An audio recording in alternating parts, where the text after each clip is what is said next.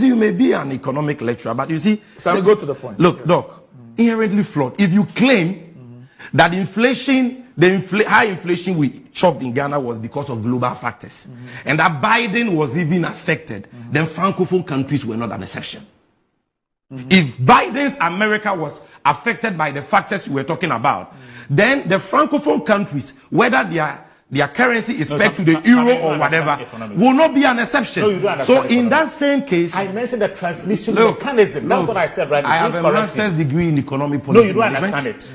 I have studied monetary policy just like you. Yes. What is the transmission mechanism? Please. You don't understand it. Let me talk about you don't understand. Hold on. Frank, you don't understand it. I said it happened. I didn't interject you. A pandemic. Okay. And I gave you the case of 1939 to 1933. So look at this. Which altered the gold standard to the dollar. Chief, Frank, go to your lecture and let me try economics. You don't understand it. Chief. No, don't come and misquote me and say that what you are saying. You don't understand economics. Chief. Monetary. I supervise master students. Chief. Just like yourself. Chief. What did they write? Chief. You don't understand the transmission mechanism. So please don't misquote me. That's fine. Quote me well. That's what I say. Correct you. Frank, you made a point. Don't misquote me. Look, we are not having a shouting match. It's okay. I was here when you were engaging for about 10 minutes and you went on and on and on. You are saying that I compare Ghana to Francophone countries. Yes. That is a lie. Relative to inflation, I cited inflation rate in Africa in 2022. And Ghana's inflation rate was the third highest. Nigeria is not a Francophone country. I cited that. You lied. Right. Number two, I want to demonstrate to you that in terms of comparing Ghana to Francophone countries, it is Bawumia who knows economics better than you who taught us that. And I have read his economic lectures where he compares Ghana's inflation rate to that of Cote d'Ivoire, Ghana's budget deficit to that of Cote d'Ivoire. So if you are saying that Bawumia Bonwa, say so. Okay. Now again, can we move to? No, hold on, Doc. I beg you. He had 10 minutes. Let's deal with this. No. Doc, I beg you. I'll do this in 2-3 minutes. Sure, no problem. For the youth manifesto. Look, he sat here right now. You see, when they pretend as if they know everything, they end up even contradicting themselves. During his first submission, he stated that the economic challenges we experienced in 2015-2016 was without exogenous shocks. Didn't you hear him say that? Then the 6th year again, second submission, or say Ghana, our export earnings has to do with our commodities, our good oil. What happened in 2015-2016 with our commodity prices? Whether it was oil or gold or cocoa, total collapse of international commodity prices. And you sit here, you say you supervise master students, and you tell us that exogenous factors did not affect Ghana's economy. What are you talking about? Then again, let me educate you on the law. Master, let me make my point. Let the viewers judge. Let the viewers judge. Let me make my point. Let the viewers judge. Master, I did not interject you. You keep on interjecting me, and I can do that better than you. I don't care. So let me make my point. Let me make my point. I spoke about pandemic. Let me make my point. It is my time. Why are you interjecting me? During the era of the NDC. Stop this. That's what I said. Stop this. Why are you screaming? It is my time. Resulted in this exogenous impact. That is where I made my argument from. Frank, please. When you were speaking, I didn't utter a word. When you were speaking, I didn't utter a word. How did I misquote you? That is what you are. That's what I'm correcting you. You said that as a result of the pandemic. What as a result of the pandemic? I gave you the cost of free. Don't put us together. I didn't interject once. This is my time. But I won't sit here. I know Sami Gentry. Please listen to me. I know what he can do. I won't sit here for you to. What I can do? Do I kill people? Can you listen to me? Am I a killer? What so please correct him. Can you listen to me? Yes, what do you want me to correct him about? You see, I said that as a result of the pandemic, it resulted in exogenous impact. And I gave the case of freight, which was $1,300 before. And it went to about $8,800. And I gave so that if anyone goes to buy something, okay, if anyone goes to buy something, the person will now factor in the cost of this 8 times change. Are you saying, Frank, are you saying that you did not say in your submission that in 2015, when inflation went up that way, there were no exogenous factors? I was referring to the pandemic and the Russian No, but you didn't say that. Yes, because that's what I was referring to. Man, why are you doing this? Say that. Why are you lying on national TV? But you didn't say it. But for me, I have absolute clarity. Doc, what is the meaning of this? Doc, you see, Doc, that's what I was Doc, I think you're not being fair to me. I have not, since we started this program, I have not interjected him once. That's fine, just go on. But he does this repeatedly. He's shouting on top of his voice, and the impression is created that all of us are being, no. You stated categorically that the economic challenges we had in 2015, 2016 was without exogenous. And for you, those of you who don't understand, it was without external factors. Yes. You are saying you meant the pandemic. So we should have entered your head to know what you meant. That we are talking about what you said on the platform. Right. And I am saying that if commodities prices, gold, cocoa, oil, collapsed in 2015, 2016, and that is a fact, you can't say that exogenous factors did not affect our economy. Right. Then he doesn't even understand the laws he's quoting. Doc, the fiscal responsibility, when we talk about the financing of central government by the Bank of Ghana, it's got nothing to do with Fiscal Responsibility Act. I said that there are two separate. But he was still confusing it. So let's give the education for the public to understand. The Fiscal Responsibility Act is an act about fiscal policy. The finance minister is the one with oversight over that. Okay? And it is about the budget deficit not crossing a threshold of 5%. So in emergencies, the Parliament of Ghana can increase the threshold. Yes. You understand? When it comes to the central bank printing money to finance government, it is a function of the Bank of Ghana Act, Section 30. It's got nothing to do with fiscal responsibility under the finance minister. And when it comes to the Bank of Ghana Act, the only way you can exceed the threshold of 5%, not of deficit, but of the revenue of the previous fiscal year, is when there is a tripartite meeting between the governor, the Ministry of Finance, and so on, and they decide to revise the threshold and inform Parliament. That is what Section 30 says. We have discussed this here times with that number. Governor, Minister, Controller. Governor, Minister, Controller, they meet to revise the threshold of 5% of the total revenue of the previous fiscal year, and they inform Parliament. That is Section 30, I believe, subsection 6 of the Bank of Ghana Act. So when you are sitting here citing Germany, okay, giving its government a special reprieve on fiscal responsibility, you have deviated. You don't even understand what you're talking about. All the challenges that we've been having in months past is gradually becoming a thing of the past. And we must commend the leadership of the minister in charge now, and also commend government. And I'm sure that commend government for what? For the efforts that we've put in making sure that a sizable part of legacy debts. I mean, I stated that. When is it legacy debt? What do you mean? It means that there are debts that have been there for a long time. So what did you use the ESLA for? Yes. The previous government, in identifying the fact that we had a debt overhang, introduced the ESLA. ESLA was supposed to pay off those debts. You collateralize ESLA. Your own report suggests that you didn't even use the ESLA money for the purpose for which it was set up. And now you say that we should commend government for doing what? For aggravating our situation and then finding a way around the aggravation. No, the government has not aggravated the situation. In the energy sector? Oh, in the energy sector, government has not. Government has not. Hey. Yes, our lights are on. At what cost?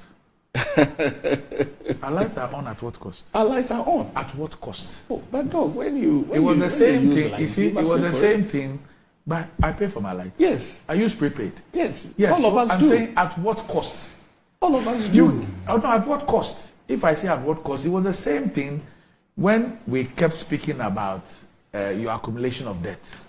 You kept telling about reprofiling, and only you people have gone to business school. Reprofiling of debt and all those things. You used all manner of adjectives to describe it. Then one fine day in November 2022, you announced Ghana's bankruptcy. It's the same thing with the energy sector thing. Our lights are on, our lights are on. At which cost? To the extent that now we are being told that we have to go and we are doing a DDEP with the guys in the energy sector. And I'm saying that there was a levy that you inherited, and the levy was supposed to retire the debt. You haven't used the levy to retire the debt.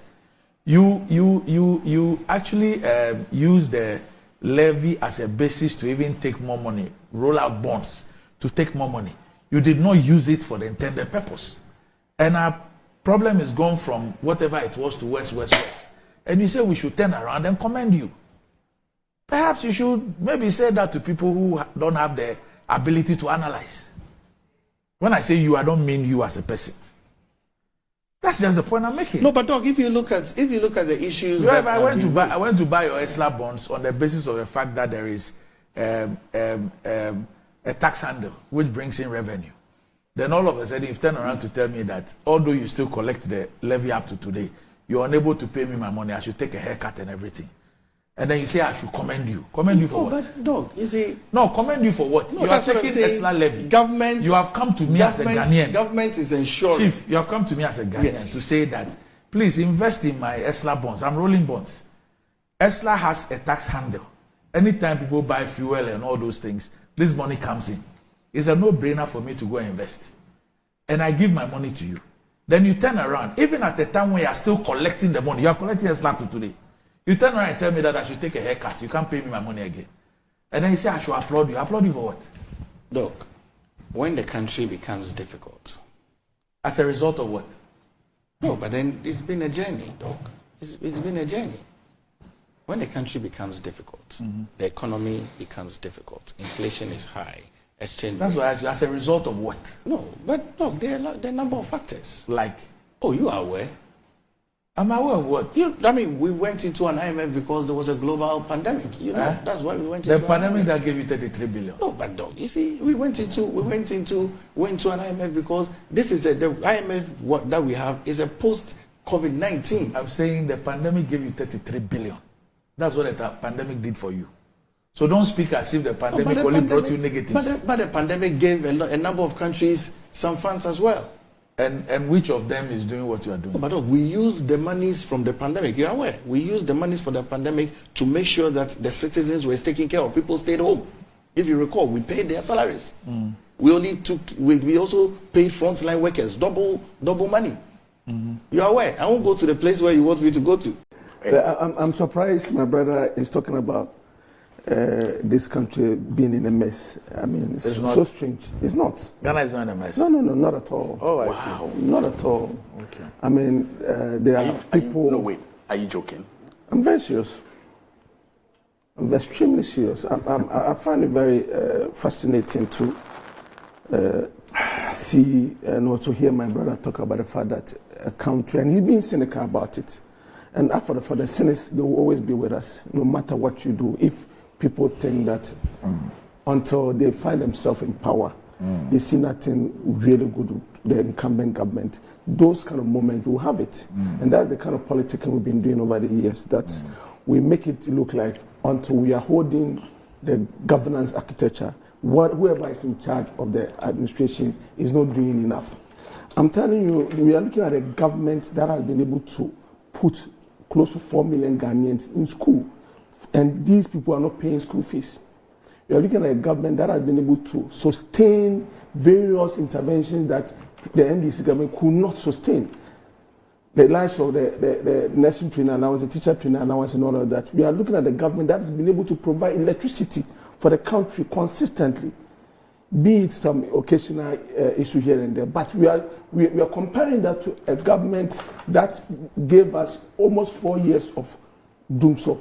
So in situations like that, if those arrangements come to tell me that we are in a mess, I find it very difficult to understand the point from which they are speaking from.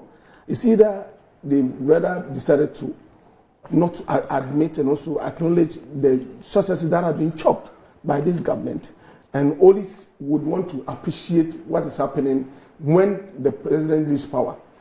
In terms of infrastructure, I'm not sure there's any government in our history that has done what the current administration, and Adam Kwaku Bawumia administration has done.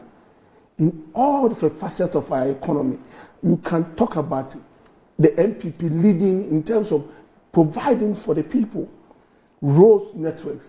The NDC within their period did about 4,000 kilometers of road. In MPP, you're looking in excess of 12,000 kilometers of road. It tells you that you cannot compare the two.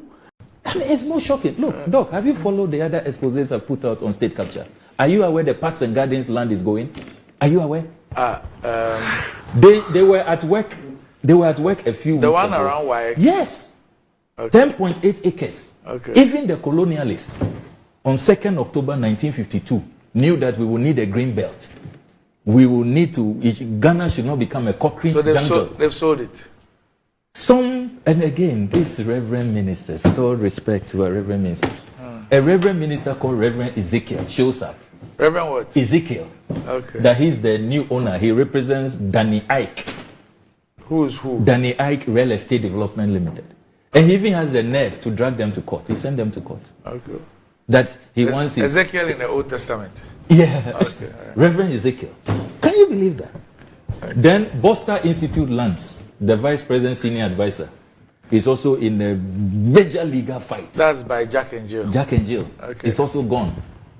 He sent national security operatives to break the wall. Huh? But I salute the Ghana Prison Service. They are fighting tooth and nail to protect their land. So they are the appeal court. Hey. I mean, same government. All appointees of President Akufo-Addo. There is no adult, no more Belshia. No adult in the room. Same government. All right. Parks and Gardens land at Wa is gone. I put out the Wa? section. Yes. The regional minister, regional head of RECSEC, he thought that he's intervening, he's moving to stop the encroachment, only to get a letter from the Lands Commissioner, hey, regional minister, back off. We have sold. We have sold. Just back off. The people who have legal title, please stay in your office. Can you believe that? What is happening in this country? Yeah, what? Okay. What is happening in this country? Okay. You know the barracks, prisons barracks, at the Osu roundabout. Yeah. Under a so-called PPP arrangement. They are preparing to move out. The prison and the junior ranks are so furious. All right. I mean, what's happening in this country? Total state capture. And the president will... We're just preparing for the rapture. The president should wait for... The Central Region chiefs have called us. They say they want a bigger showdown than the Accra one. Right. So, yes, that will be phase 2 of hands off. Yeah, for Elmina and Ridge Royal. Hands off. Since the president doesn't want to listen. Then, let's come to 2022. 2022 is very, very interesting. Again, in 2022... As for 2022, there were no filings at all, if you notice. No filings at all. Then, I break this news. I go to Shraj on the 17th of May. I broke the news here, on this show. The following week, they rushed to the GRA. So you see here, 23rd May, 2024, that we now want to come and make do our tax obligations for 2022, for 2 years ago. So you have it here, 23rd May. 2022, by the rules, you have a date to file. Yes, they should have filed by June of 2023. Okay. They didn't. So if they filed for 2022 on the 23rd May of 2024, by the rules, they have to pay a penalty. I understand. Yes. Well, what I want to find out is, how then did they have a tax clearance? Brilliant question. Yes. I was coming there. Okay, all right. Yes. Brilliant. Okay. So it means that when they put in the bid, they clearly didn't have a tax clearance certificate. Maybe they had. Yes. But maybe they had. But the GRA they must explain. They must explain how. Brilliant question. You know. So you see here that after my expose, they go to GRA 23rd May 2024 and say, oh, we will post losses. We made losses for 2022. Then they went back again the same day and said that, no, we are changing that fact. We believe that if you process the profit we made, we can pay a tax liability of 395,000 Ghana cedis. Bizarre. And so on that 23rd May, they are then asked by GRA to pay a penalty of 4,390 Ghana cedis. Very, very bizarre. Okay. The question that follows is, so according to the SSNIT statement that was put out on the 19th of May, a copy of which I have here, if you look at the timelines, they said they started this process in 2018, got a transaction advisor in 2018. Then they started the bid for the hotel purchase, the tender for the sale of the hotels in 2022. So you hadn't filed your taxes for 2 years. How did they get a tax clearance certificate to participate in the bid? When you get to, sorry, have you moved Yes. to 2023? I'm coming. I'll be coming there. Because I have still a at question to 2022. ask. On Okay. 2023. Yes. So for Are you done with 2022? Yeah. So Okay. so 2022. It was after my expose that they hurriedly rushed to GRA, and they went there twice. First, they said, "Oh, we made losses in 2022." Then they went back and said, "No, the way the trajectory, the way this MP is going, we made some profit." So they amended the records, and they were fined. This is the penalty that they paid, 4,319. So significant developments after my petition to Shraj. Now let's come to 2023. The 2023 filings. For 2023, they filed on the 20th of April 2023, first quarter, after first quarter, that they will make losses that year. So for last year, they said that they will make losses. They don't anticipate that they will make any profits. And it's here. Process returns for 2023, reference number C00064468833. So when I said that what you have told GRA about your operations last year is that you will make no profit, and you are now going to buy a Labadi Beach Hotel making a profit of 158 million, it should have been the other way around. Labadi Beach Hotel is more profitable. I was speaking to the documents. I was speaking to the intercepted filings.